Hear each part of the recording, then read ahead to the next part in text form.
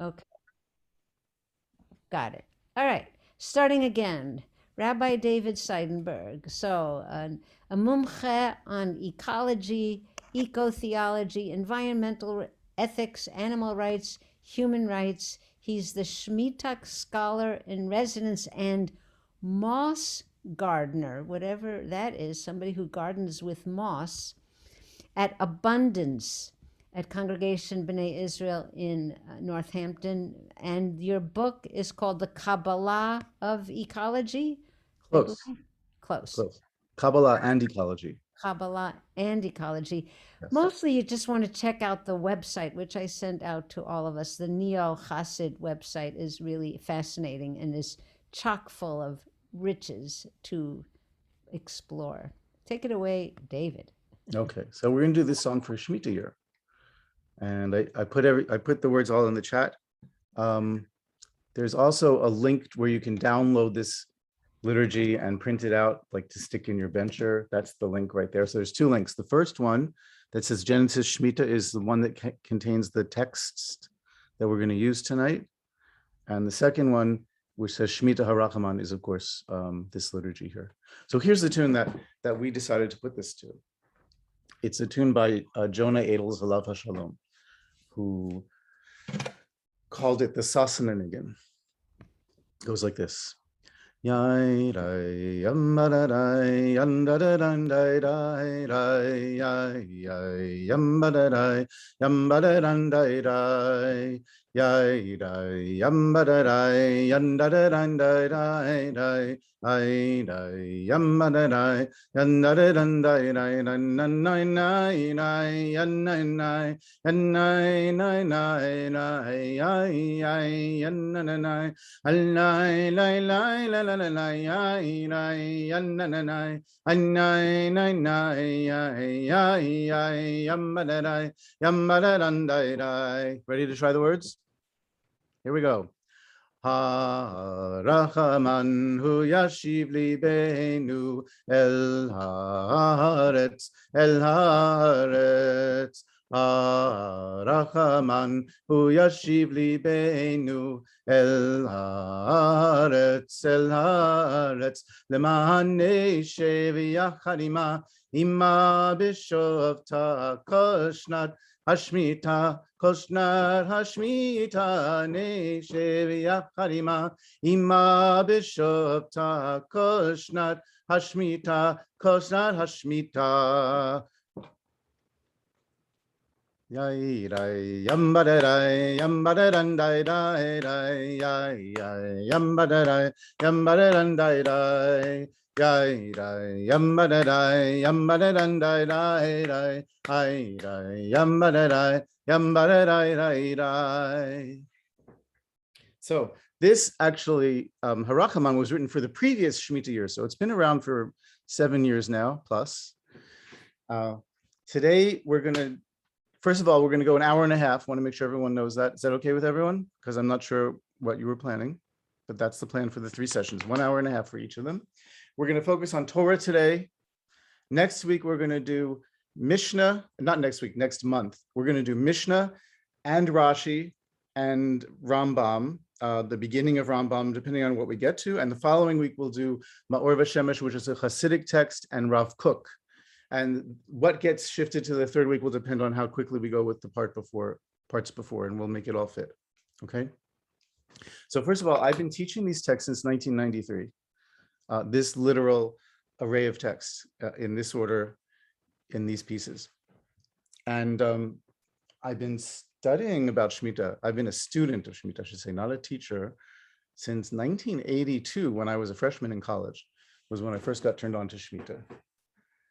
And it's always seemed to me that it's the most important thing that Judaism has to offer. We have some great things to offer the world, besides, of course, like the whole tradition of arguing and Talmudic reasoning, and that's wonderful, how to argue and say that these and those are both the words of the living God. That's an amazing insight. We have all kinds of wonderful things to teach. But in terms of world-changing, society-changing, revolutionary ideas, I mean, you could include having one God. That's a pretty revolutionary idea. Or the idea that every person is in the image of God. That's a revolutionary idea too. But in terms of really transforming the world, Shemitah is our thing. That's what we have, the most powerful tool that we can offer. So we're going to go to some Torah text here to start. And I think I gave you this link where it says Genesis Shemitah. That's 2 things up in the chat. I'm going to copy it again there. If you want to go to that link, you can download it onto your computer and have it directly, which is sometimes easier because then you can bounce around in the text without being dependent on what I share with you. I will also share my screen with you. So that means, Linda, you should make me a co-host so I can share a screen. Oh no, I already can share the screen. Okay, so we're good on that. And we are about to open the text here.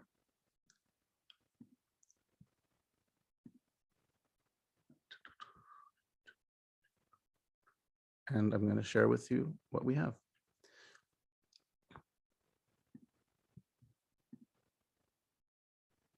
Okay, everyone got a good view of that? So what we're going through here is a case that I want to make with you, that the rest of the Torah is all pointing towards this idea of Shemitah. There's a famous Midrashic question about the Shemitah. At the beginning of the Parsha, the section about the Shemitah in Leviticus, which is chapter 25, it says, this is what Adonai said to Moshe, Bahar Sinai. And the question, the Midrashic question is, what does Shemitah have to do with Sinai? I mean, weren't all the commandments given at Sinai? So why is Shemitah specifically said that it was given at Sinai? And that's been a question that has had different answers over time, depending on how our ancestors thought about Shemitah and how they thought about Sinai. But the answer I think we can give that is unique to our time because of what we're living through and because of the crisis that we're facing is that Shemitah was given because it's the purpose of Sinai, and that's why it was given on Sinai. So that's the case I want to make with you in this class tonight. So we're going to go through so a lot of texts from the beginning of Bereishit, of Genesis, which are going to show that the main kind of story, the backdrop for all the Torah is the degeneration of 2 relationships, the relationship between humans and God, and the relationship between humanity and the earth, the land, the ground. And it's these 2 relationships together that degenerate one step after another. And that sets the stage for the necessity that there should be a people that tries to make a new relationship with the earth, and a Torah that teaches them how to do it, because it's about fixing this rupture between humanity and the earth. And also, of course, that rupture goes along with the rupture in our relationship with animals and in our relationship with each other as well. So one of the things that I like to always focus on and remember is that when we change our relationship to the earth, when we come into a more right relationship with the land, it's not just about what we do or don't do to the land and what we do or don't experience in relation to the other creatures, but when we feel connected to the earth, it changes how we relate to other people. It changes what kind of institutions we build. It changes what kind of things we hope for and aspire to. And it changes what we understand of God, how we see God, how we experience a relationship with God. And none of these things can be separated out completely from how we relate to the earth itself. So I think that already this is the perspective that's given in the Torah. It's also true that when we do this study, there's a chance that we can go through our own self-transformation in a way that might also bring healing or help us bring healing to the earth. So any questions so far? Charge ahead. Okay, here we go. So let's start by having someone read the section labeled A, if you don't mind doing that. And anyone can volunteer. Let me say also, or note, this is a hyperliteral translation because it's meant and intended so that you can draw connections between different verses and different sections, and also so that you can make your own midrash based on the same words being in 2 different places. It also has elements that are about humans and the land are in bold, and elements about humans and eating or humans and the animals are underlined. in this version of the text. There's a longer one I have, by the way, also on that same link that I sent you, which gives more text and a lot of commentary on it. So feel free to download that as well. That's that's more like a full course in itself. Here we go. So would someone read A? Can I call on someone, or should I just ask someone to jump in? Good. I saw the hand raised. Diane, that was you? Or was that Sophie? It's Tybal. Tybal's. Oh, Tybal. Oh, yeah. Oh, I see. Oh, thank you, So Tybal. may I sneak in a question first? Yes, you may. Absolutely. Sorry for delayed reaction. So you talked about revolutionary concepts, and one is being Shemitah, which is every 7 years. Mhm. You didn't include Shabbos, which would be also a resting, though, every 7 days. Is that because it's not of the same agricultural significance to rest every 7 days? No, versus every 7 Lahefa. That's a great question, but it's actually the opposite. Shabbos is our key to, basically Shabbos is that we get to practice every week how to do Shemitah, because it takes that much practice to get it right. Okay, So every single week we do a little practice for how to do this. so now I'll read. Thank you. Thanks. And Elohim created the Adam in God's image. Male and female, the one created them. And Elohim blessed them, and Elohim said to them, bear fruit and increase and fill the land, and occupy her, umilia et haaretz v'kivshuha, and You don't prevail. yes, that's just that phrase transliterated. And if the transliteration feels difficult, it's okay to skip over it because everyone can see it. And prevail or do over the fish of the sea, and over the bird of the skies, and over every animal, kol chachaya, crawling on the land. And Elohim said, here, I have given to you every plant seeding seed, which is on the face of all the land, and every tree which has in him tree fruit seeding seed. For you he will be for eating, and for every animal of the land, chayas haaretz, in which there is a living soul, nephesh chaya, every green plant for eating. Great, thank you. And you all means like y'all, all you plural, because sometimes it matters to know what's plural and what's not. So I try to use you all when we have a plural, which means atem as opposed to ata or at. So, well, what is the relationship between humans and animals and between humans and land? What's going on here? Let's start having some conversation about this text. Usually when people talk about Judaism and ecology, this is the first text they think of course. And because it's right at the beginning of the Torah, it tends to characterize for many people Judaism's entire attitude about the land and our relationship to it, which of course is not true. It's simply just the first chapter. But it was put at the beginning because it was important, not just because it's the beginning of the story, but because someone decided that this story of creation should go first before the one that we're going to get to in chapter 2. Right? So why is this first? What's going on here, and what is it telling us about animals and about the land? Anyone want to say some words? Share some thoughts? Let's use this as a focusing question. What here shows hierarchy and what here shows equality? Well, kivshu, right? To conquer it. Yeah. Fill the land and occupier sounds like a very hierarchical relationship, certainly on the face of it. And kivshu I've translated as occupy her. Kovesh can mean to conquer, but it certainly can mean occupy, and occupy captures more of the nuance that it can be anywhere from negative to kind of neutral idea, to occupy her. And prevail over. What does prevail over the fish of the sea even mean? What does prevail over the bird of the skies and over every animal crawling on the land? What does it mean to have that kind of thing that we normally use the term dominion for?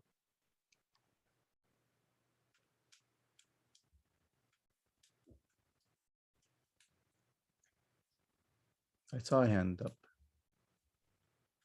Did I see a hand up? You know, I almost want to say that prevail could also mean, maybe by a stretch, care, but but with a little bit more, like I think prevailing over my children. They may have things to say, but ultimately I'm the final word on something. But it does allow for other input, right? Yeah. However, even though that's correct, Kent or Linda, the implication of the verb tends to be more hierarchical even than kovesh, although what it actually means is not certain in the context.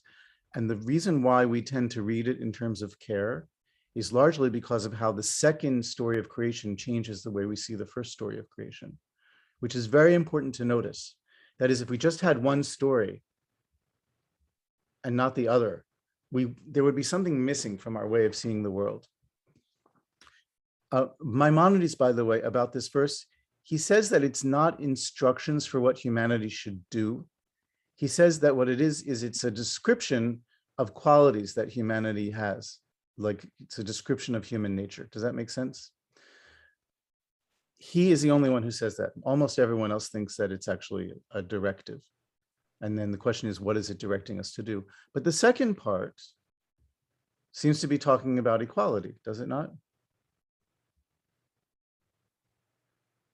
And to be more specific, dominion, I think we would normally associate with being able to kill animals and eat them, right? But that's not part of the story here at all. Dominion does not include that. So it says that we share the food with the other animals. And by the way, I'm going to say other animals rather than animals, because humans are also animals. But the precedent for doing that is Maimonides' Guide for the Perplexed, because he always says the other animals when he's talking about animals in contrast with human beings. It's always humans and the other animals. So I'm going to say the other animals for most of what we're studying here, most of the time. So the first part tells us hierarchy. The second part, which follows immediately, gives us a kind of undermining of hierarchy, an idea of equality. So it's hard to say what the real picture is supposed to be. What are we supposed to learn from this? Does anyone want to venture some theories about this while we're here? Well, it sounds like the animals are considered having a soul, and they're not mentioned as food for people. So by their lack of being mentioned, one could imply that you don't eat them. I mean, as opposed to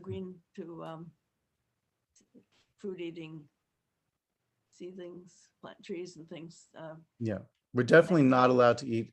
Everyone agrees that this means humans are not allowed to eat animals, are not allowed to eat the other animals at the beginning of the Torah.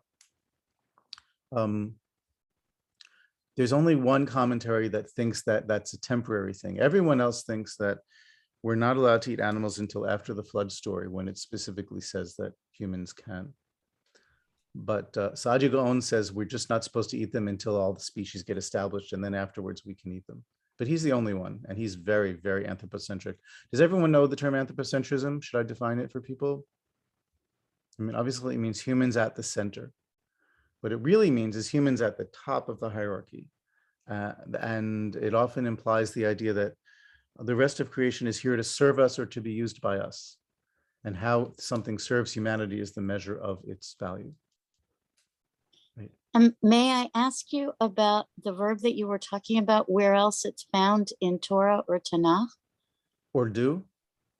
Yes, is that the one Yes. that prevail? Yeah, it doesn't come very often, but in one place where it does come, which is I think a telling example, it talks about conquering a city and laying siege to the city, and it says you can lay siege to it ad ridata, until you prevail over it, until you prevail over her, literally ad ridata. And so there it's specifically mentioned in the context of making a war against the city. It's a strange word. I mean, it just means to go down, right? It comes from This is a very interesting question and point. So the root, the actual grammatical root is resh dalet hey. And the root for going down is yud resh dalet. So hey and yud both are letters that sometimes drop out of conjugation. And so it's very common that the conjugation of resh dalet hey looks a lot like yud resh dalet. And the Midrash got very excited about this point. And what it said was that you should read it as Urdu, you will prevail over the animals when you are acting in God's image, when you're acting rightly in the world. And it says that if you don't act right in the world, then you should read it as Yud Resh Dalet, you will go down. So either you will be above the animals if you live a good life, a righteous life, but if not, you will be below the animals. So that's how the Midrash plays with that exact point. Ready to go forward? I'm going to push us forward anyway, because the truth is we can do a whole class on any little piece here if we wanted to, but of course we're trying to get a certain amount done in time to be able to be prepared for the next class next month. So I'm gonna read B quickly because it's a short thing and make a few points about it. And Elohim saw all that the one made, and here Tov Ma'od, V'hine Tov Ma'od. And Elohim blessed the seventh day and made him holy, for in him the one stopped from all God's work. Now, even though I try to be very literal in the translations, I try not to use masculine pronouns for God. So that's why you have these different things in brackets. So Shabbat is the end of the first story. It's in chapter 2, but it actually comes as the end of the first story. And so what's interesting is to try to understand how is it that we have this picture that seems fairly hierarchical, but it ends with an image of peace and equality between all things in the Shabbat. So there's a fair amount of tension here. There's also a tension in the question of what does it mean if you can't eat the animals? What is prevailing over them mean? We didn't get into that yet, but as much as we could, I should say. But one of the answers is that you can use them to do work, like to pull a plow, for example. Yeah. So that probably makes sense to you all. But then the question becomes, well, how do you use a fish to do work? That's the immediate question the Talmud asks about that. And it gives an example of a fish that pulled a boat once in some place. But it's a stretch.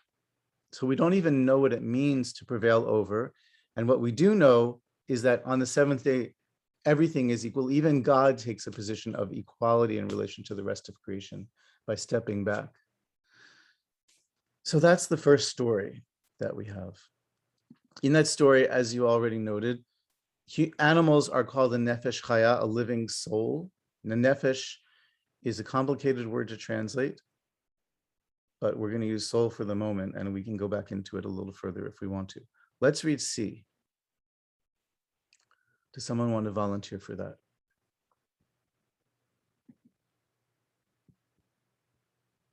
Hello? Sorry. There you are. I lost will. sight of you all. Okay. Okay. Go ahead, Barbara. Wait, I don't have the screen again. I got Oh. a Zoom advertisement suddenly. That's weird. Do other people still have the screen? No, the screen is gone. Oh, it looks like I hit something and that I wasn't supposed to. Hang on. Nope. No, hang on. We're going to fix I it see right your- now. Did you accidentally close the tab? No, I opened a new tab, but I have to close the tab to get to the tab to close the Could other I tab. could I ask you a question while you're doing the technical stuff? Of course you can. Yes. So in Genesis, we read that Hashem breathes into Adam and breathes the breath of life, Mhm. but I can't remember if it is said as clearly that it's Hashem breathes the breath of life and gives neshama or neshama to animals. is Yeah. it written? Is it written there in Genesis, or It's am not I just? written that way. No. In the first story, there's nothing about breath at all. It's not mentioned. Mm. God's ruach, spirit, Yeah. wind is mentioned, but not breathing in. It's only in the second story that appears. And in that story, which is what we're about to read, in fact, let's just read it. Okay, so, okay, here I C. am at, is it C? C. Every- Yeah, you can read C. You can read C and D actually altogether. Okay. Every growth of the field would yet be in the land, and every plant of the field would yet grow, for Yud-Heh-Vav Elohim had not caused rain on the land, and an Adam to serve la'avod, the ground was not. Yud-Heh-Vav Elohim formed Vayetzer, the human, ha'adam, dirt from the ground or the earth, afar min ha'adamah, and blew into his nostrils a living breath, Nishimat Chaim, and the Adam became a living soul, Nephesh Chaya. Note Adonai that that's the Elohim, same thing that the animals are called in the first chapter, right? In Nephesh Yeah. Chaya. Go on. Adonai Elohim planted a garden, Gan in Eden, eastward, and Adonai Elohim took the Adam and placed or rested him in Gan Eden, Garden of Eden, to work her, to serve her, and to watch over her, Lavda Ulashomra. Her, is that the Gan? The Gan, yeah. Now Oh, that's a very interesting point because Gan is normally a masculine word, Yes, but yes. it's conjugated as a feminine word in this verse. And there's a fair amount of midrash on that, especially also including in the Zohar. On the Oh, question I'd of love why does it get feminine pronouns instead of masculine pronouns? One possibility is that we're talking about Adamah or Aretz, which are feminine, and that's the text has that in mind. But there are other Mhm. possibilities for understanding Oh. it. I'd be So Eden, interested. is Eden I mean, I know it's a female name, right? Is Eden It wouldn't be like grammatically female, right? But I'm just, could Eden by itself be a feminine word? That is a very good question, which I somehow have never thought of before. Isn't Eden sort of like Oneg in a way? It can have that kind of thing, that idea of pleasure, God's pleasure garden. But in a spiritual way. Yeah. Yes. It's So usually like adinut, gentleness, and adin, right? That Mhm. that's where the word goes towards the sort of gentle, right? Mm-hmm. Yes. Well, Well, do you I want me to just look wanted up to, that question about Aiden and what its I just proper conjugation is? want to declare that a garden is feminine. Okay, let's go on. Okay, and Adonai Elohim commanded over the Adam, saying, from every tree in the garden, eating you will eat, and from the tree of knowing good and bad, you will not eat from him, for in the day of your eating from him, dying you will die. This sounds like Yoda, the syntax. Well, in Hebrew, there's this syntax where you do the infinitive plus the verb, and it's a way of emphasizing. Yes. So Okay. mot yamut, in that case, what Yes. we're reading right there, dying you will die, is the closest you can get in English. Mhm. Okay. Should we, do I go on into D? I think yes. Okay. Yes. Adonai Elohim said, no good is the Adam being by himself. I will make for him a help opposite him.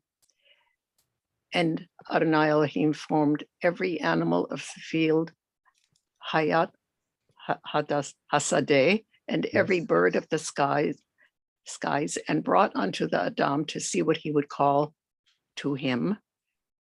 And the Adam called names to every beast, Behema, and every animal of the field, Kol Hayat Hasadeh, and for Adam, no help opposite corresponding to him was found. And Adonai Elohim built the side which Hashem took from the Adam into a woman. Good, and thank you. So there's a lot in here, of course. I already pointed out that the human is called the Nephesh Chaya, which is the same as what the animal is called in, all the animals are called in the first chapter. One interesting test of the translation, if you have a translation to look at, is whether it translates it the same or different, that term Nephesh Chaya.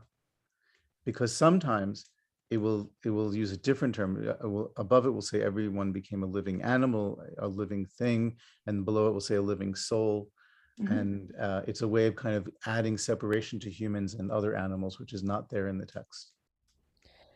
I have a question. I've never Mhm. wondered about this before, but were all the animals created male and female, or were they also, all the animals start out as male?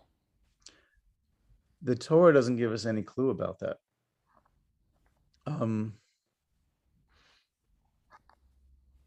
That can be a complicated question, actually. What does it mean for the human to call names to all the animals? And is he calling to, if they're male and female, is he calling to the male and the female animals? Is he calling to all the species or to both members of the species? It's not clear what it means here. Doesn't it just use the plural, the fish of the sea, the birds of the sky, etc. in Genesis? No, it uses the singular. Because it Is goes there any commentary in the Talmud? Well, it goes all. There is commentary in the Talmud. It's extra weird. I don't know if I want to share it. In Sanhedrin, it says that the way Adam named the animals is that he had sex with them, and then when they made a sound, he would take their name from that. That is weird. It's pretty weird. It's not a midrash that I, publicize all that much. But the weirdness is uncomfortable, but it's kind of fun to think that the rabbis were that crazy. So I do appreciate that, even though the midrash itself is.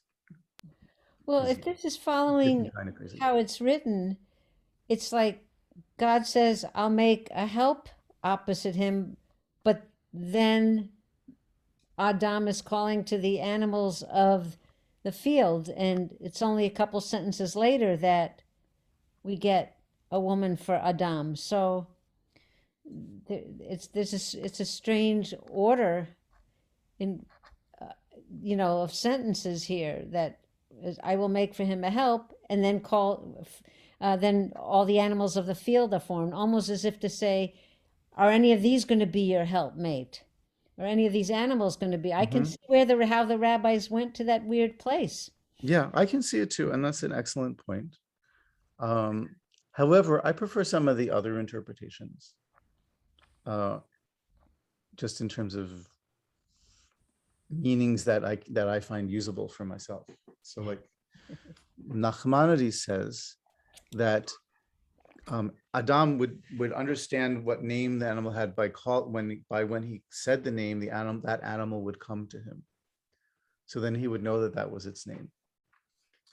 And that what it means, you see this weird line, and brought unto the Adam to see what he would call to him. You see that line? So he and him, it's not clear what the referent is. And what Nachmanides says is that what happened is that Adam gave the animal the name and called the animal to him, and then he would wait for the animal to give him a name. And the reason why it says no helpmate was found to him, no help corresponding to him, is because there wasn't any animal to give him a name.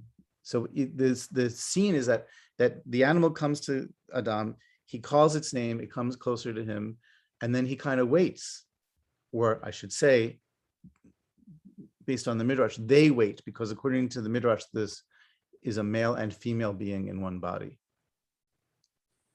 So in each time, the human waits to get named back, and nobody gives them a name. And so there's this kind of sad longing, this sense that there was supposed to be full friendship here, and something's lacking. So I think that's a pretty interesting interpretation. we didn't mention two things about sea, which I want to mention before we go forward.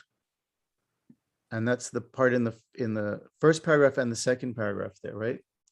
It says, an Adam to serve the ground was not. Now, usually this is translated as to work the ground.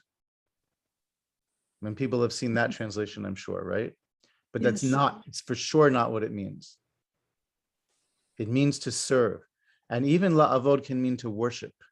Mhm. Because in Hebrew, there's no distinction between serving and worshiping. It's the same, it's simply the same word.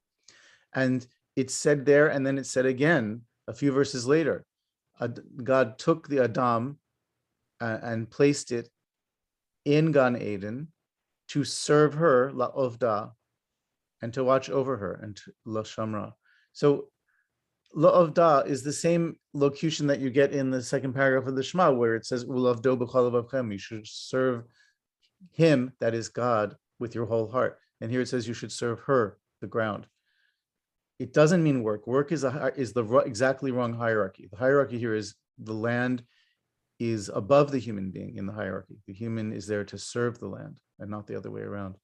Now, this is why it makes sense to give a gentler interpretation to the first chapter and to think of it as leaning more in the direction of stewardship, because we hear it and we hear the echoes of the second chapter at the same time. And so it makes sense to give it a gentler reading. But notice the difference here. We have two different stories of creation. In one of them, humans are above all the other animals, but they're sharing all the same food. And human male and female are completely equal to each other.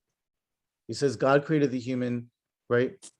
In God's image, male and female, God created them, right? In God's image, he created him, male and female, he created them. And the Midrash is very clear, and this is true of all interpretations. The human, male and female, are both created in God's image, and that's the intent of the first story. And the way the two stories are reconciled is what I was just mentioning to you, which is that what the rabbis interpreted is that if the first human was male and female, but there's only one of them in the second chapter, it must mean that the male and female were in a single body. And Kabbalah goes to town over this. It's a really big Right. deal in Kabbalah. Well, yes. So the second story it has inequality between the masculine and the feminine, or the male and female, unlike the first story. But it has a greater kind of equality between humans and the other animals. So notice that if we want an image of equality in all directions, you need both stories. One of them is not enough. And that's an interesting fact to think about. What is written up anywhere analytically about how the two stories came to be combined in the Jewish Bible?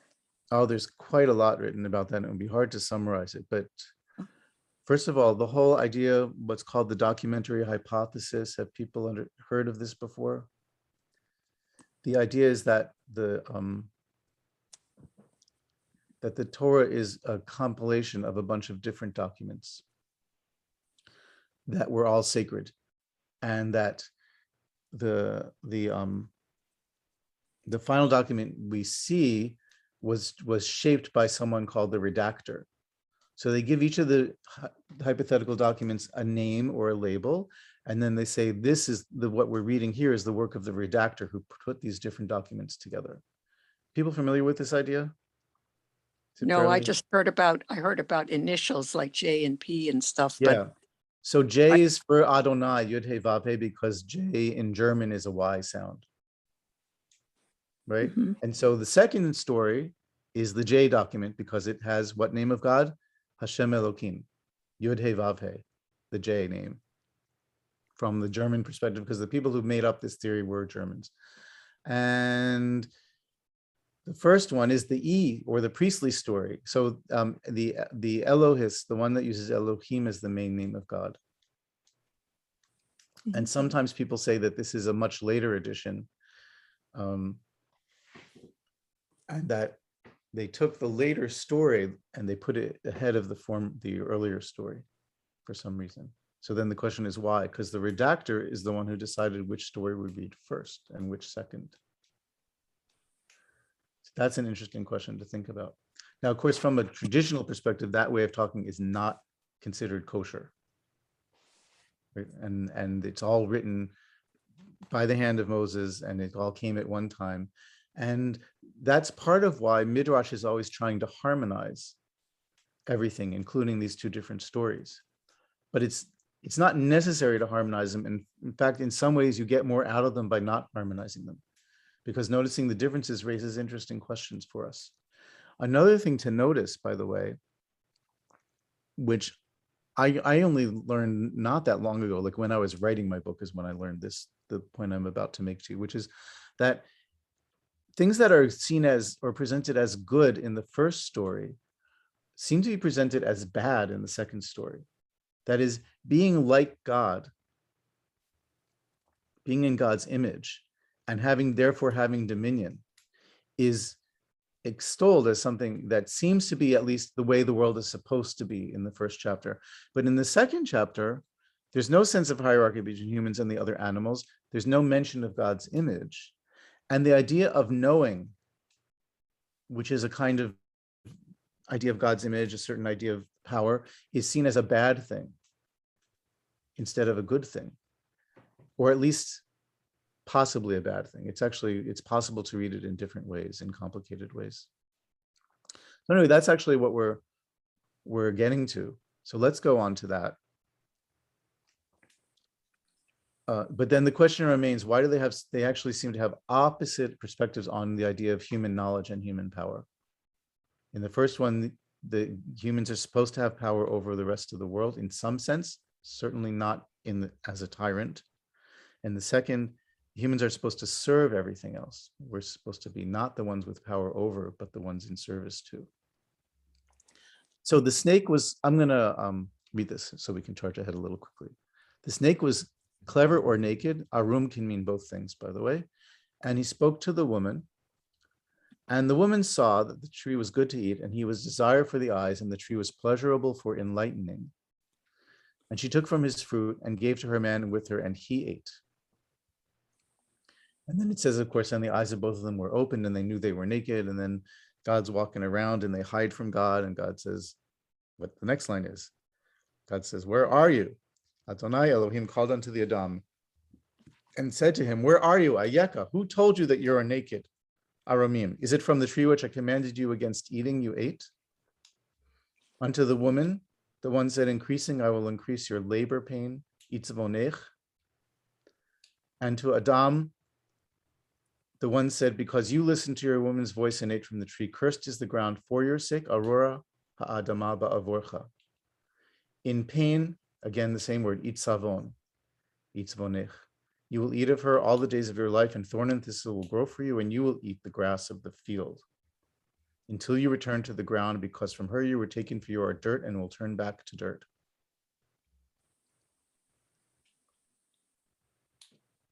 Everyone following? Yeah, it's pretty severe. Yeah. Adonai Elohim made for Adam and his woman garments of skin and dressed them, and Adonai Elohim. Now, there's a verse in here that I didn't include in the selection to keep it shorter, but because of what I just said, I want to bring it up, which it says, God said, the human has become one from us. One of us is how it's usually translated. Now let's exile him from the garden, lest he eat from the tree of life and live forever. And that line, the human has become one like us, one from us, echad mimenu, this is the Hebrew. It's almost exactly the same as the concept of the image of God, except again, with a negative valuation. So in the image of God means that we're like God in some way.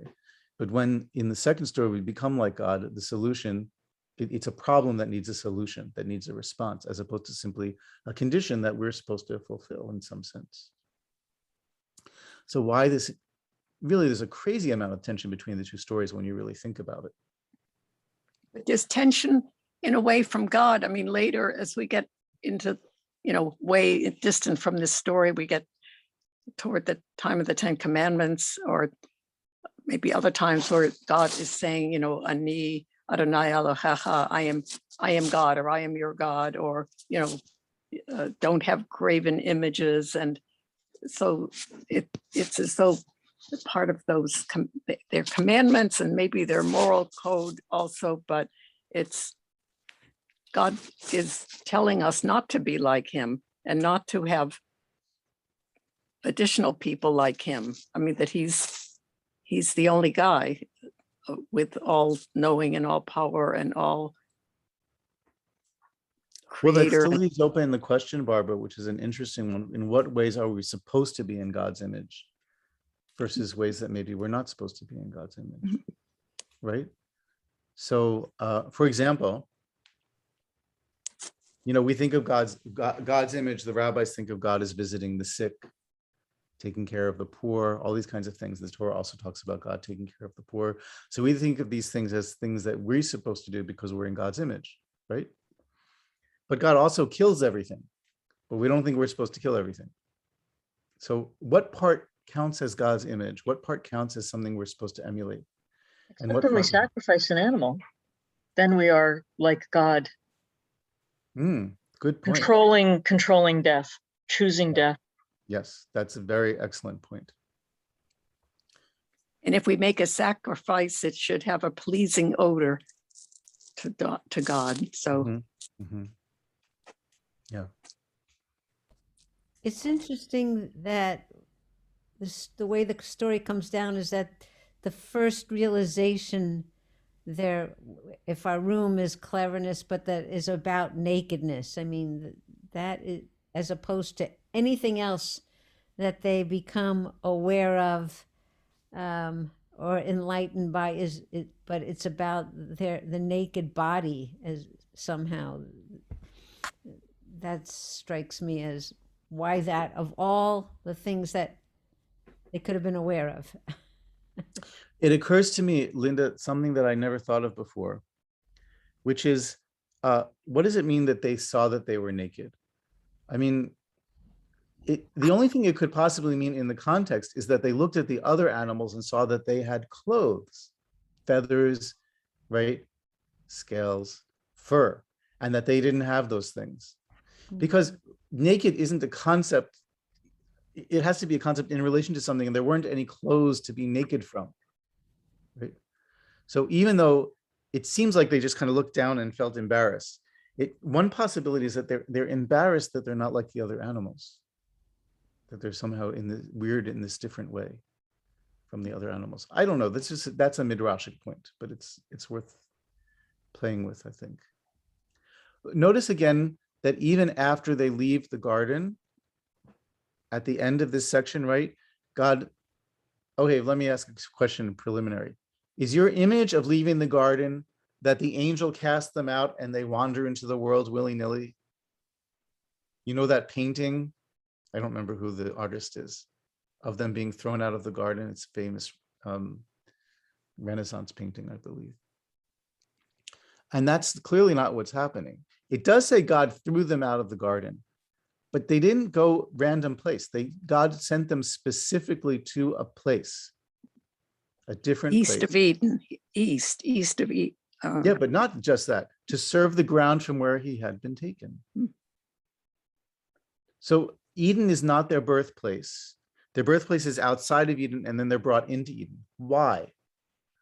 Why doesn't God just make them in Eden? Why can't they be made out of the dirt from Eden? But they're clearly not. And when they leave Eden, they don't go to some random place, but they go specifically to the place that they're born from in the earth. And the question then is why? What is it about that spot that they're supposed to do or learn or experience? Is it somehow a punishment, or is it perhaps intended to be a cure for what's going wrong? So right now I feel confused, or not confused, but surprised, because I don't know, where have I been? It's the first time that for me in a discussion, it's come up that Adam and Eve were not from Eden. And this is not to say, oh, a criticism for you. I mean, maybe this is the truth and I just never heard it before.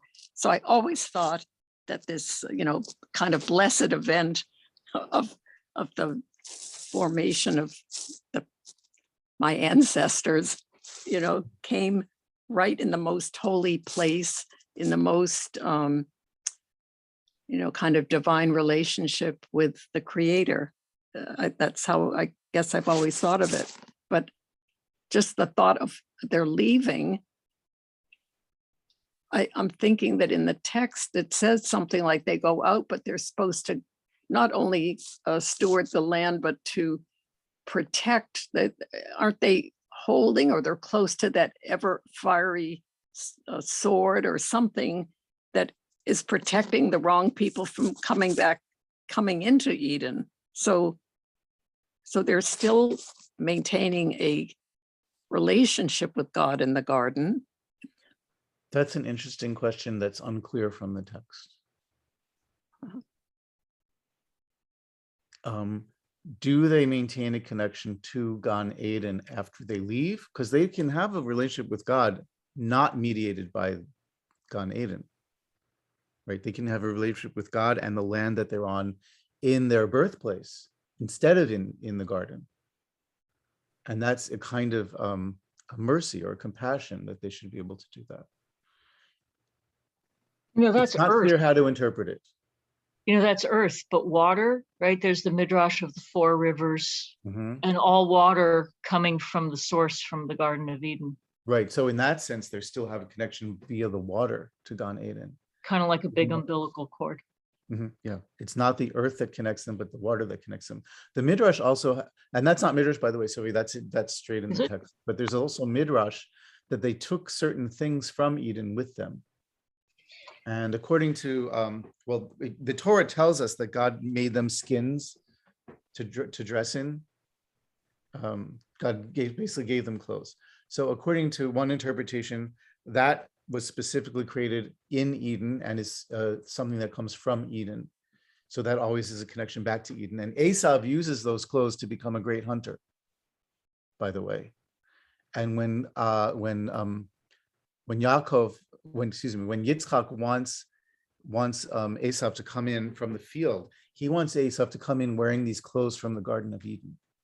That's the intention, according to the Midrash. And according to the Midrash, also they took out a grapevine. So wine has this inherent connection to the Garden of Eden, but also is dangerous because it can be abused. So maybe they took a pot plant also. I don't know. But there might be this implication that certain kinds of plants that have special powers for us connect us back to the Garden of Eden, is all I mean to say in pointing that out. Now notice the phrase, cursed is the ground for your sake. Normally, ba'avorcha can mean because of you, meaning it's your fault, but it can also mean for your sake, meaning for your benefit.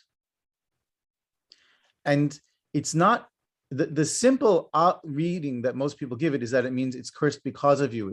It's your fault that it's cursed.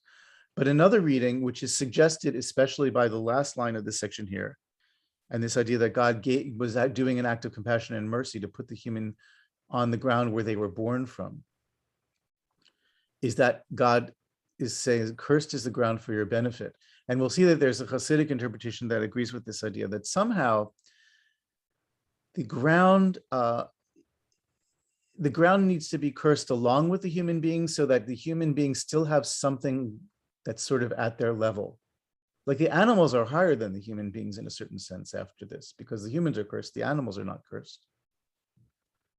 The garden is not cursed, but the ground outside the garden is somehow cursed for your sake, for your benefit, so that you have somebody to be in relationship to, because you're now no longer at the level of the other animals and you're distant from me, from God.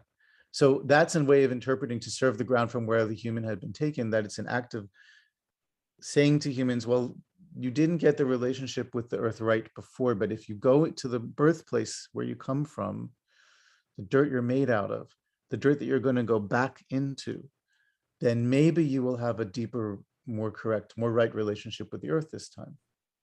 Maybe you'll have a right relationship with the trees you plant. Maybe you'll have a right relationship with the animals if you're in this special spot that might bring you some kind of special consciousness. So this is all midrash, whichever way you interpret it is midrashic. Well, what do we understand by you'll eat from this cursed ground in pain? I'm not sure I really get what this is saying to us. The pain here refers to like getting blisters from hoeing, that kind of thing. And it's cursed how? Hmm? And how is this ground cursed? What is the curse? Simple question, which happens to relate directly to Shemitah. No, I think that's a great question you asked. Yes, it is.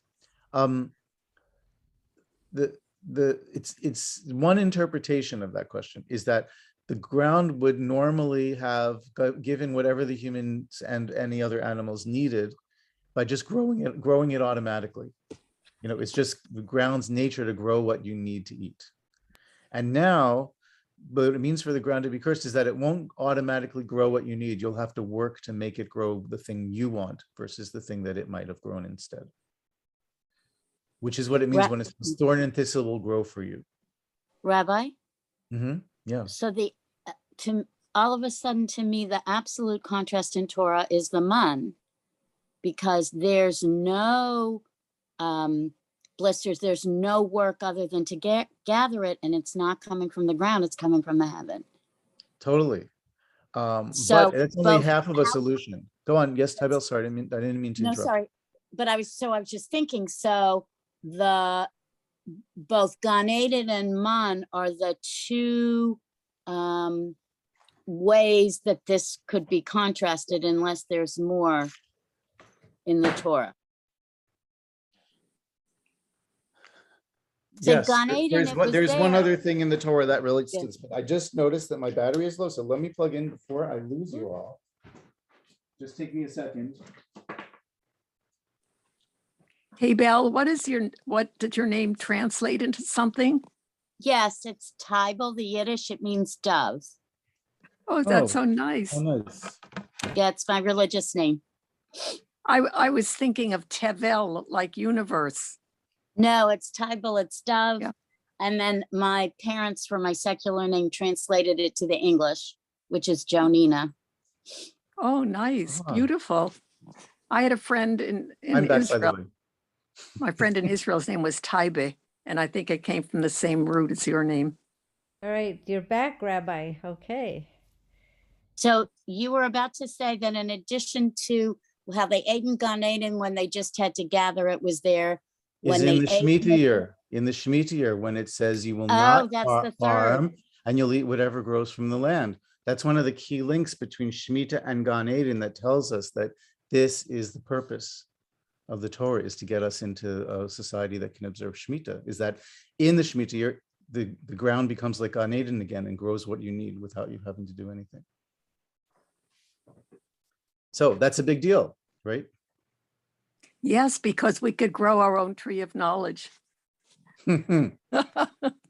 Lovely. Which I try to do every day. I have an apple tree in front of my house. Well, not in this season because it's cold now, but in spring through the summer, friends and I go and sit under it and meditate and kind of visualize things, and very connecting to the universe. We don't know which fruit was the tree, though, of course, right? No. Everyone knows that. Yes. The idea of it being the apple is a medieval idea. The Torah, the Talmud, the rabbis suggest fig tree, or grapevine, or wheat. Or an etrog at some point, right? What's that? Or etrog. Yes. Yeah. Or etrog. Other than the etrog, the first 3 are 7 species. Yes, they are. So of course, wheat is not a tree, but according to that particular midrash, which is obviously fanciful, the stalks of wheat were as big as trees in Garden of Eden, and so that's why it could be called a tree. But the idea there then is actually deep on an anthropological level, right? Which is this idea that somehow when humans become settled and start eating grain, which is referred to here when it says you'll eat grass of the field, that means grain. that somehow that's a shift in human consciousness away from being connected to nature, away from being connected to the earth, and towards a kind of skewed relationship that isn't entirely healthy. And that's sort of corresponds to what we think of as going from a hunter-gatherer society to an agricultural society. That's the transition from Eden to what comes next here.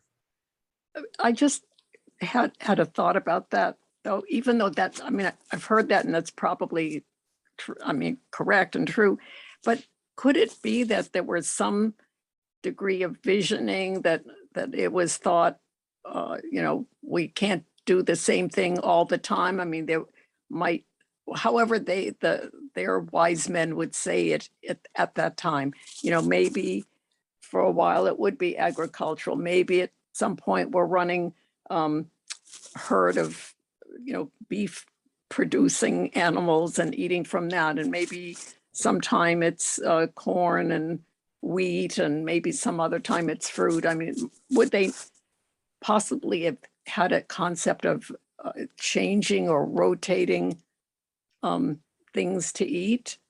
Yeah, they would have.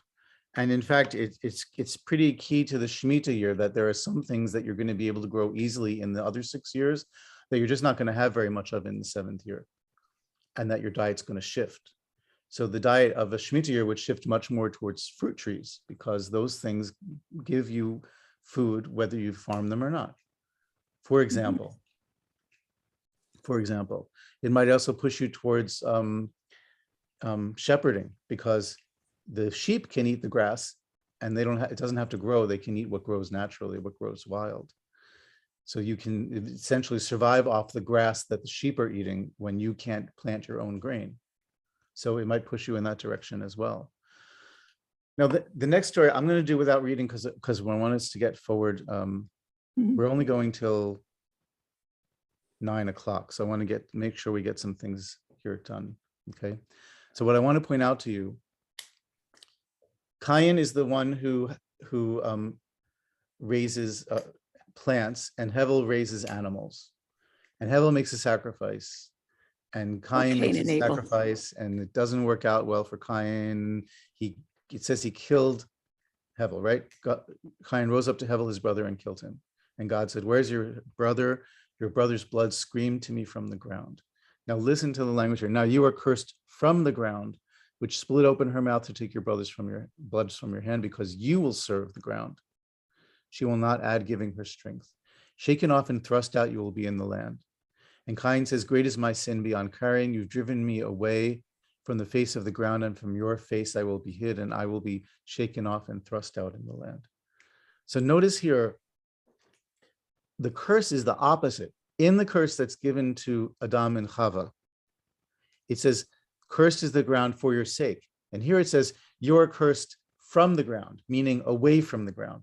So in the first case, the curse keeps the human and the land in close connection. But here, Cain's curse specifically separates him from the ground. So that he has no livelihood. Or a very painful livelihood, or a very difficult one. And then, well, if he, go on. I was just, if he could come out with that degree of thought and emotion and connection, why couldn't he connect the dots and abstain from killing his brother? That's a great question. We're not going to get into that here, because it's a big question and it doesn't fit into the framework of what we're doing. I know, I understand that. But it's a very good question, and I appreciate it. Cain says his sin is too great to carry because he's alienated from the ground and from God. The implication here is that if God had alienated him only from one or the other, it would be bearable. Because it's both, it's unbearable. And this shows a humanity that is really losing its connection to the earth in a radical way. Now listen to this part. How many times does it say that the problem, now we're up to the flood story, by the way. We usually think of it as the problem being that human beings were evil to each other. And that's bad because that's bad, period. But in every instance in the flood story where it talks about human violence, it specifically talks about not what human violence does to other human beings or even to other animals, but what human violence does to the land. That's the issue of concern. So if you listen, you can count the times that it says this, right? Adonai saw that the human's evil in the land was tremendous. That's one. Adonai withdrew for the one made the human within the land, and it was pained unto God's heart. So there's a second one where it's about the human relationship with the land. Adonai said, I will blot out the human I created from off the face of the land. From human to beast to crawler to bird of the skies, I'm withdrawn against my making them. And the land was ruined. That's 3. Before the Elohim, and the land was filled up with violence. That's 4. And Elohim saw the land and hear her ruin. That's 5. For all flesh ruined his way on the land. That's 6. And Elohim said to Noach, the end of all flesh comes before me, for the land is filled with violence from before them. Here I'm going to ruin them with land. I'm going to ruin them with the land. So that's 7, and then the retribution, which is they ruined the land, so I'm going to ruin them. And when things happen in 7s, that's a sign that it's quite important. And after that comes Shabbat, or as it were. well, Now the flood happens. Have people noticed this, by the way, before, that the problem with the floods in the flood story is that the humans are ruining the land as opposed to anything else? Have you noticed that before? Anyone? isn't this the part just before the Noah story begins? Yeah, that- this is the beginning of the Noah story. Yes, so wasn't there some paragraph or two about the Tower of Babel? Didn't No, that that's come later. That's Oh, later. okay. Yeah. Okay, Remember, the Tower of Babel is what they do after the flood, so that they won't be scattered across the earth. It's a response to the trauma of the flood. Actually, is the Tower of Babel, the way it's presented in the Torah.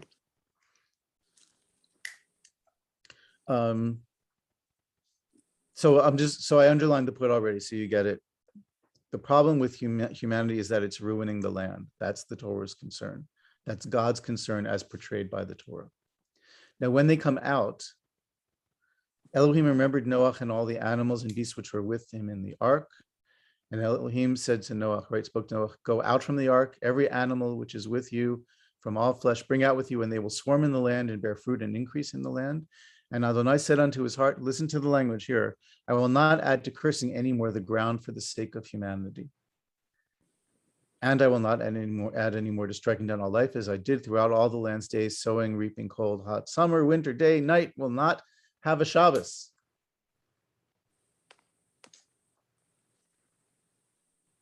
I will not add to cursing any more the ground for the sake of humanity is a direct statement related to what we saw before with Adam and Chava in the Garden of Eden. So if you say that it's the human's fault, then this verse means one thing. And if you say that the curse was for the sake of humanity, it means a different thing. So if you say the first thing, it means I'm not going to, the humans are not going to be guilty anymore of ruining the land. I'm not going to ruin the land anymore just because the humans sin. Because the land, maybe you even think it means like, because the land doesn't deserve that. But if you look at it the other way, it's God saying, I'm not going to try anymore to make the human earth relationship work out. I'm going to give up. I don't care. And it's not going to happen.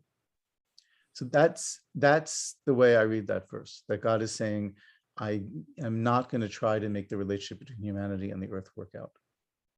I give up. And that's kind of emphasized in what comes next. Elohim said to them, right? Bear fruit and increase, fill the land, and a fearing of you and terror of you will be over every animal of the land. Into your hands they are given. All that crawls, which lives for you, it will be for eating like green plants I've given to you all. Just the flesh with his soul you will not eat, his blood you will not eat. So that giving up of a relationship between humans and the earth is directly reflected in the fact that humans can now eat the animals. They're not only alienated from the earth, but they're alienated from the other animals at the same time. And it's usually thought of, I think, when people think of humans having dominion, they think of these verses, not the verses in the beginning of Bereishit, right? Because the verses in Bereishit say, they specifically say you don't have permission to eat the animals. It's only here that permission comes, but notice the word uradu and kivshua don't appear here. right? So if that first chapter is about dominion, this is not about dominion, dafka, because those words are not being used. It doesn't say or do. Fearing you of you and terror of you is not dominion, but it's contrary. And if you want to think of it this way, in the second story of Bereishit, of the creation, we have this interpretation that human gave the names to all the animals. And what that means, naming an animal means to tame it, to domesticate it in some way, to establish a relationship with it. And like Rambam says, it means that the human would call the name to the animal would come to the human. And here, the animal sees the human and runs the opposite direction. It's actually the exact opposite of what the first relationship was supposed to be. So this is not what dominion means. That's another thing that we get wrong when we read these texts often. And you bear fruit and increase, swarm in the land, through the land, and increase in her. Okay. We want to get to Shemitah. So I'm just say a word about the rainbow covenant, which is important to notice. And you can go and study these texts. And if you want, get the longer version, the version with the commentary from my website, from that page, that link I sent you. The main point of the rainbow covenant is that it's a covenant not between humans and God, but between all animals and God, and between the land and God. That's an important thing. Another thing that people tend not to notice when they read the Torah, but the Torah is completely explicit about it. There's no ambiguity about this. It's not a covenant with humanity. It's a covenant with all animals. Now we're at Shemitah. Okay. 6 years you will sow your land and gather your produce. The 7th you will release and forswear, and the poor of your people will eat, and their remainder the animal of the fields will eat. And here we have the parallel immediately with Shabbat. 6 days you will do your works, and in the 7th day you will stop for the sake of your ox and your donkey resting, and your female servant's child and the stranger resoling. So right now, right here, we get some really important information. First of all, Shemitah is the big paradigm, and Shabbat follows that paradigm, as opposed to the other way around, which is how we might normally think of it. So in this particular presentation, Shemitah comes first. Second, the humans and the animals eat whatever grows in the field equally. So this is a kind of return to the Garden of Eden, because humans and animals share the same food. Just like they did before the flood story, before humans were being told that they can eat the animals and that they will be afraid of them, that the other animals will be afraid of them. Thirdly, I should say, I'm up to third, I think, at this point, maybe fourth even. The animals get Shabbos too. So again, emphasizing that the human-animal relationship should be moved in the direction of equality, of a kind of equality, or less hierarchy. The animals have to get a Shabbat and not just you. And notice what it says about your female servant's child, and the stranger will be vayinafesh, resold. So that verb, turns out, doesn't appear in that form anywhere except in the creation story, where it says that God shavat vayinafash, which we say in Kiddush, which tells us that in terms of human beings in the image of God, there's a hint here that dafka, do people know the word dafka?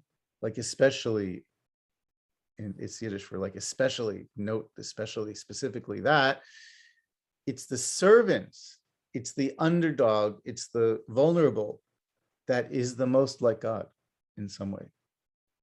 That verb gets used with the people who are on the outside, the female servant's child. So there's 3 levels of being distanced from the center of power there. A child instead of an adult, of specifically a female servant, of a servant, not a free person, and emphasizing female servant because even in slavery, one would imagine in a patriarchy that a male slave would still have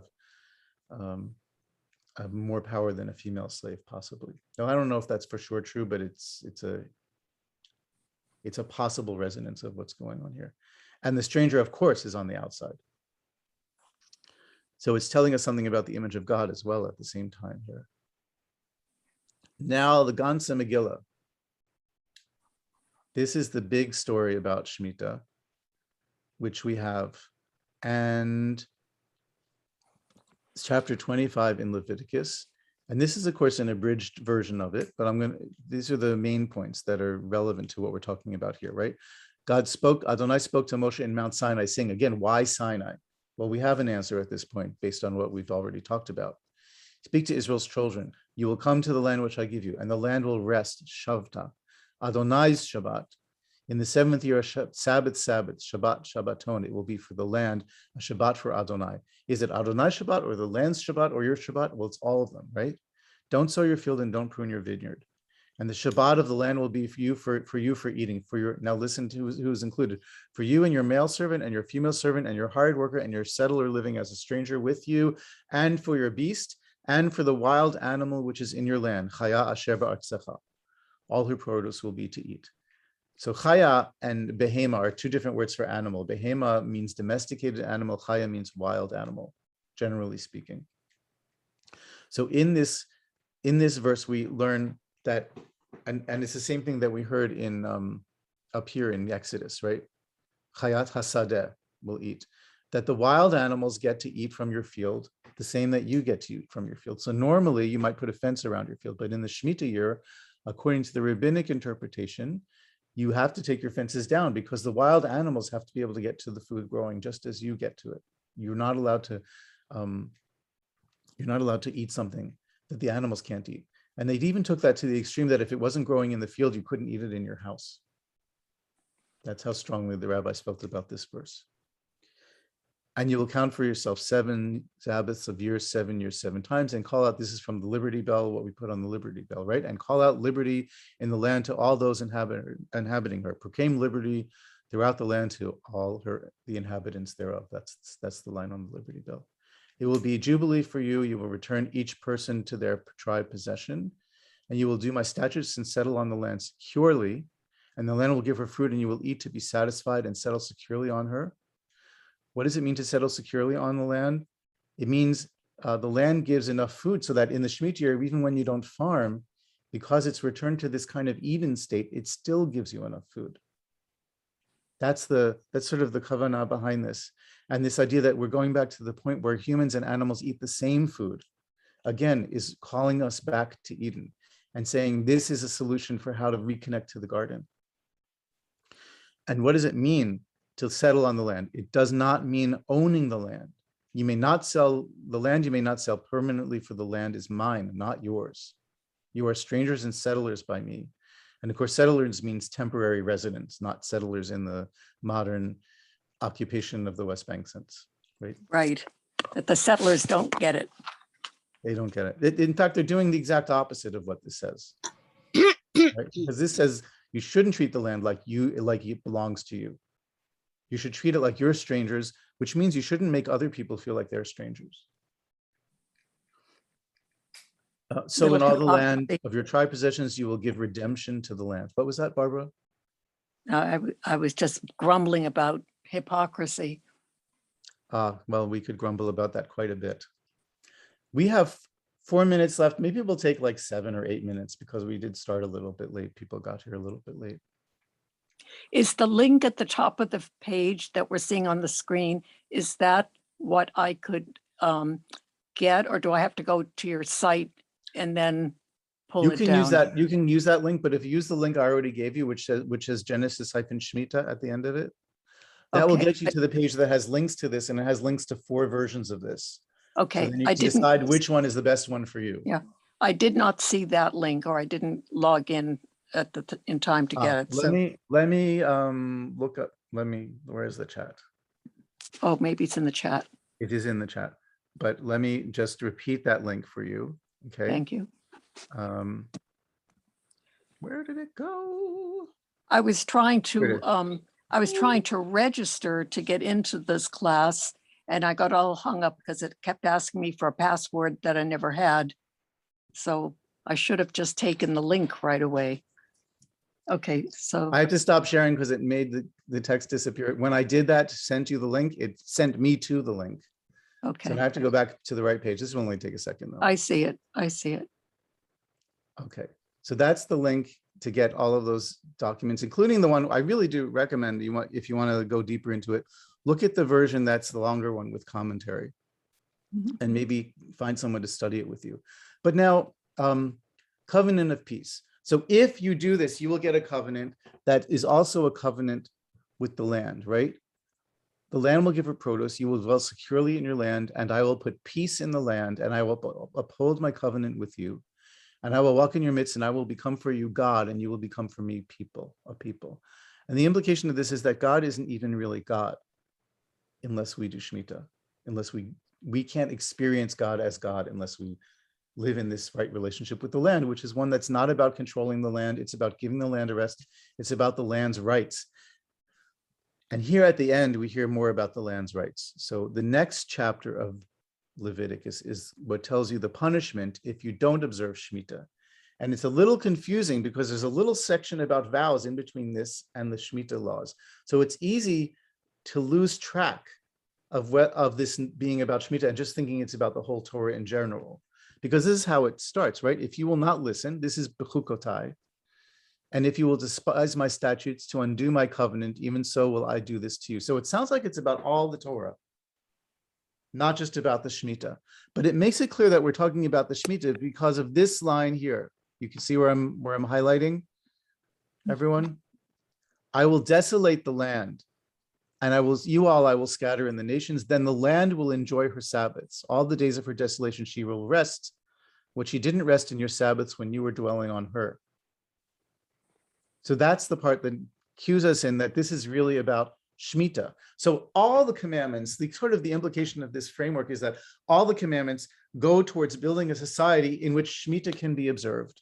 And if you don't observe the Shemitah, the land is going to get to observe Shemitah anyway, but it's going to be, as Arthur Waskell likes to say, it will get Shemitah on your head, right? It will happen despite you, not with you. And despite you means you get exiled. Or whatever other kinds of destructions come, which is what described here. So let's look at this. There's a bunch of different things that happen if you don't let the land rest. Your land will not give her, let's read them all, right? I will set my face at you, and you will completely use your strength for emptiness, and your land will not give her produce, and the tree of the land will not give his fruit. That's first stage. Next stage, I will send out against you the animal of the field, and she will make you childless. So the animals are going to eat you. Again, this is a reversal of the right relationship. You refuse to have the right relationship with the land. The animals are not going to have the right relationship with you either. They're going to eat your children, is what this says. And if with this you will not listen to me, I will walk with you in a fury of opposition, and you will eat the flesh of your sons, and your daughter's flesh you will eat. The ultimate inversion of eating, one might think.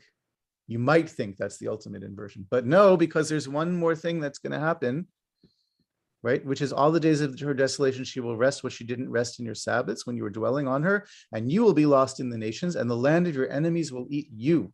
Instead of you eating from the land is going to eat you. Now, the land always eats us in the sense, right, that you are dirt and will turn back into dirt. But this means something different than that. This means consume you in the sense that you will be destroyed from the earth ultimately. But here's where the covenant comes in, is God says, even though this is going to happen, I'll still let a small number of you survive and remember the covenant and come back to the covenant and come back to the land. So even though the land of your enemies will eat you, it won't finish up eating you, because you will do teshuvah. You will do some kind of turning. As it says, the uncircumcised hearts will be bent to shape, will be kind of fixed in some way. And then you'll come back to the land and have another chance, another trial to get it right, to create a society that observes Shemitah. And it says, I will remember my covenant with Yaakov, even my covenant with Yitzchak, and my covenant with Abraham, and I will remember the land. And that's the end. And then right at the end, we get this, these are the statutes and judgments in the Torah, which Adonai set between God and Israel's children in Mount Sinai by Moshe's hand. So the whole part begins with Sinai and it ends with Sinai. All of this telling us that this is key to understanding what Sinai is about. Okay, I just downloaded a lot for you. How was that? That was amazing. That was so much to digest, if I might, so much to eat and consume here. And really, I'm very grateful. I also put in the chat some of you who are guests of Temple Beth Shalom. If you are willing to make a donation, I put the link in the chat. We would be very grateful. David, this was, I'm glad we have a month to kind of mull all of this over before we go to the next session. Thank you. It was just really incredible concentrate of thought and study. Cantor, may I have a fast question? Yes, please. It's for Rabbi, and I'm only going to talk based on previous remarks about the 7.5 tribes that settled west of the Jordan. Shemitah is only for the land of Israel. So jumping ahead, I haven't read your book. Is part of what you're suggesting that the concept of Shemitah should be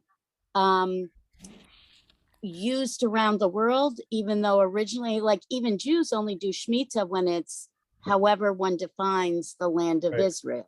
Right. That's a really good question. First of all, just a reminder to everyone, if you don't know this already, the cancellation of debts is also part of Shemitah, and that's the only part that applies everywhere, not just in the land of Israel. So we're supposed to cancel debts between us this year, and it happens at the end of the Shemitah year. After you've experienced a whole year of Shemitah, then you cancel your debts. So that's the first thing. A second thing is, the way I understand it is that God gives up. Remember, I will not add to cursing any more the ground for the sake of humanity. God has given up on trying to force the issue to make humans and earth have a right relationship. And God says, at least in our mythical framework, right? God says, I'm going to try this one little people and this one little land, and we'll get them together, and maybe they can do it right. And then that will become a model for the rest of the world. Does that mean necessarily that everyone everywhere would observe Shemitah? The Torah doesn't tell us that. In fact, the tradition doesn't tell us about that at all. It seems like it's supposed to be a model for the whole world. It's supposed to create a different kind of agriculture than the one we ended up with, and a different kind of civilization than the one we ended up with, by being a model. So a model doesn't necessarily mean that you do the same thing, because a model, when you're in a new context, has to be adjusted to the new context. So in some cultures and places, maybe this very Shemitah would work. In other places, some other form of giving the land of rest and recognizing that we don't have the right to control the land, and recognizing that we have to share the land. We must share the land with the other animals. And maybe a different method will work. And I think for all of you, you can probably think of some things you know about Native American traditions from our continent here that seem to lean in that direction very beautifully and strongly. So I think our ancestors did not have a conception that anyone else would do it if they didn't do it. It turns out that there are other cultures in the world that have also had the problem of how to create a society that lives sustainably on the earth. And so our ancestors had an idea of doing it this way. And it seems that its universal implications are that everyone should have that challenge of figuring out how to live in that way, in whatever way is unique to the land that they're on. That's how I would say it. So, And the yeah. lone pine is in your honor. The what is on my honor? The lone pine. Oh, thank Pine you. tree. It's the lone pine. Lovely. thank you. So we will Lovely. see you again. It's in December, January, and December and January, and the second Shabbat. So we have two. What do we have? We have 3 more sessions. I have 2 more sessions, right? The first session was on the high holidays, Yom Kippur, right? So this is the That's- second, and then so That's my email if you have any questions or Thank want to you. pursue any other ideas. And of course, when we meet a month from now, also, you may have thought up new questions in the meantime, and we can start with those questions and then go on to the text. Thank Okay. you so much. Rest of your Shabbat Shalom. For those of you who are still a little bit Shabbat, although it's getting pretty dark, we might be almost out of Shabbat here too. Oh yeah, you would be. Do you want to do Havdalah with people, or should we sign off? I think we'll sign off. Okay. Thank Good night, you. everyone. So nice to Good see you. night. Thank you. Thank you. See you soon. Thank you. Shavua Tov Everyone- tomorrow.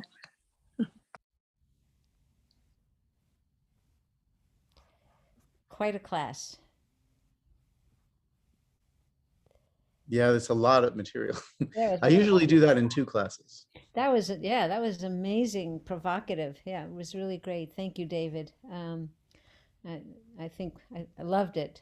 So we may get more people, and you'll figure out how to weave them in if they've missed the first class. Yeah, and you'll post a link to this recording somewhere on the page of the class, so then people can If review I it if they want figure to. out how to do that, I might have to. If you have get the recording, did you record to the cloud? yes, but I have We'll never. figure out how to do it. It's okay. I can be in Sophie- touch with your person. Cantor, I'm sure Sophie knows how to do it. Sophie's yeah. going to talk me through it, I hope. Okay. Yeah, and That's a I good can help idea. if Sophie needs any help with it. But she probably doesn't. That's a I good can idea. help. So I'll post that as well. Thank you. Okay. All All right. right. Be well. Take care. Thank you, Bye-bye. Linda. Thanks.